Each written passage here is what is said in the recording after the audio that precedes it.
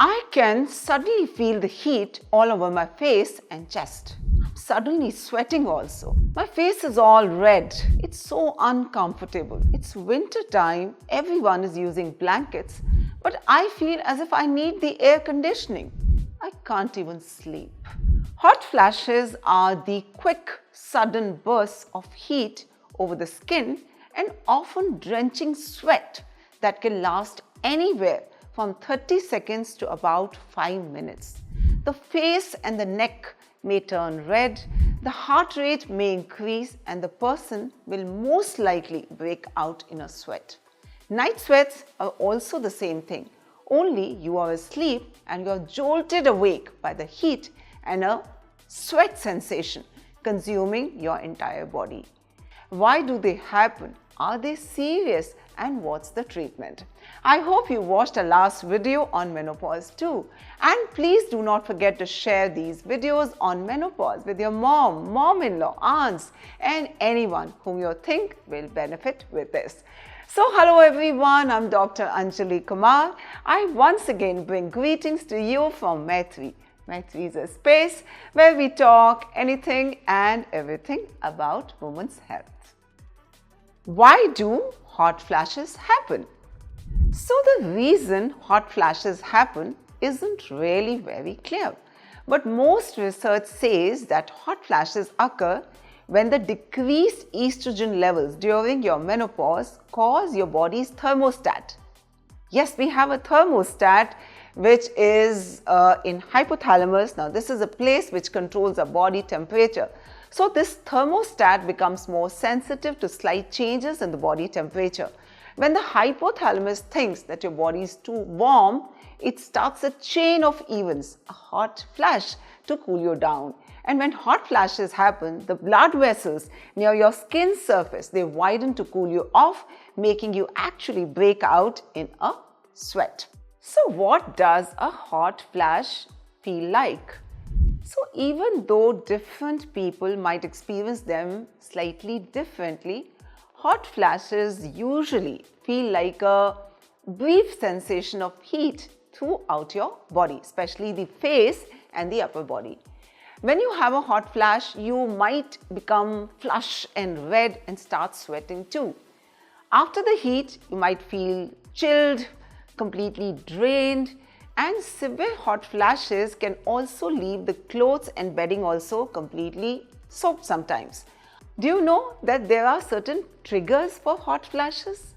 So there are actually a lot of things in your normal life which could potentially trigger a hot flash.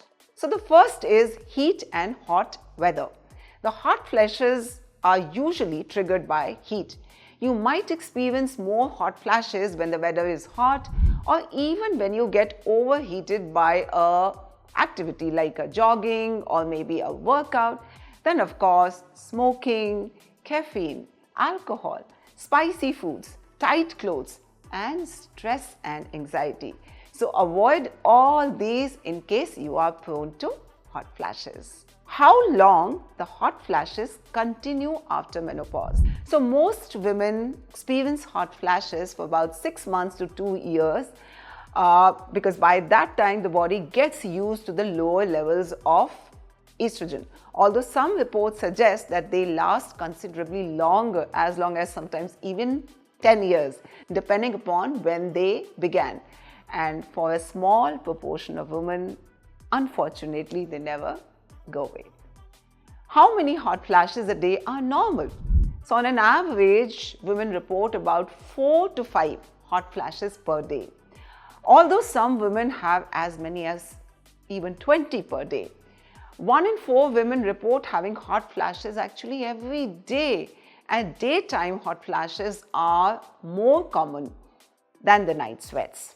How do I treat a hot flash? So if you know that you are more prone to hot flashes, learn to dress in layers even on the coldest days so that these layers can be removed at the start of a hot flash. Sipping ice water at the start of hot flash. Now drinking cold water, splashing it over your face and wrists can actually cool your body during the hot flashes.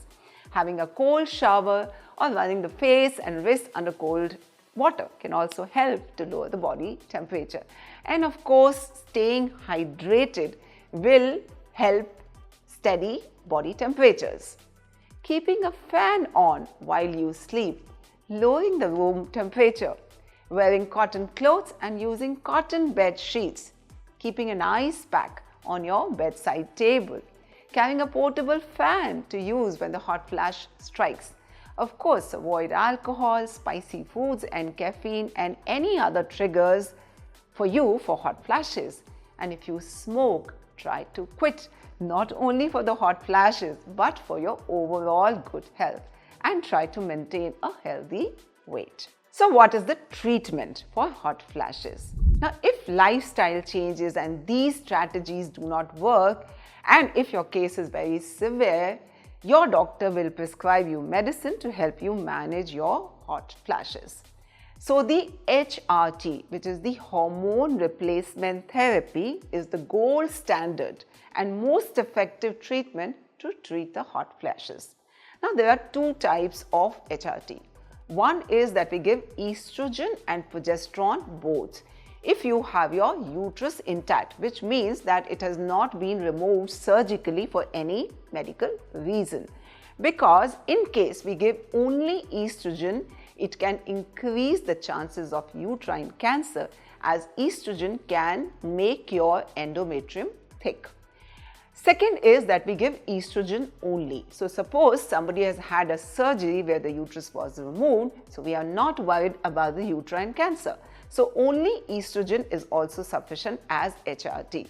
However, HRT comes with its own risks. Our next detailed video in the menopause series is on HRT. Do watch that. Non-hormonal medications.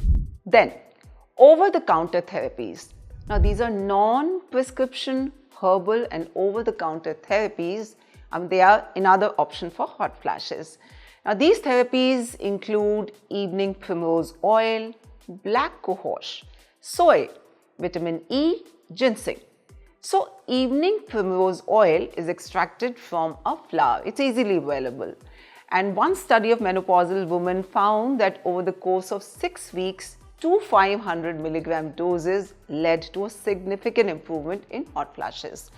And its effect was also more effective than the placebo. Then black cohosh. Now, this is a herb which is native to North America. It is one of the most popular herbal remedies for hot flashes. But the research is mixed. The scientific research is mixed, with some studies indicating that it can help, while others are indicating that it has no noticeable effect. But then definitely, in case your hot flashes are bad, you can try it after consulting your doctor, and you should not use it in case you have a liver disease. Next is soy. It is a rich source of phytoestrogens. So what are these? These are plant estrogens, commonly known as isoflavones. So either you can include soy in your food, which is soya beans, soya milk, tofu, or take it in the capsule form. Now, while consuming small amounts of soya, the isoflavones are generally safe in your diet, but adding them through supplements may be harmful for those people who have a history of estrogen-dependent cancers like breast cancers or endometrial cancers. So, in case you're planning to take soy supplements, do talk to your doctor about their safety for you. Be very careful of the products which are sold through telemarketers, direct mailings, advertisements with big miraculous claims, with secret formulas and big discounts. They might benefit the company who's making them more than you. Then, acupuncture, yoga, mindfulness, meditation, reflexology, they are a great accompaniment to your diet and supplements. Lifestyle changes. We at Maitri are a big advocate of all this. So a consistent exercise regime with strength training, clean diet, no alcohol and no smoking. So for some women, the hot flashes could be the most difficult part of menopause. But remember, they are not permanent and they are not life-threatening either. With correct lifestyle choices and perhaps help from your gynecologist, you can manage them with minimal disruption to your life. So today, if you found this information useful, do share this video with all the women whom you think might benefit. Remember, menarche to menopause, Maitri is your friend for life. And do not forget to like and comment too. Stay tuned. The next video in the menopause series is on HRT, hormone replacement therapy, and I'll see you soon.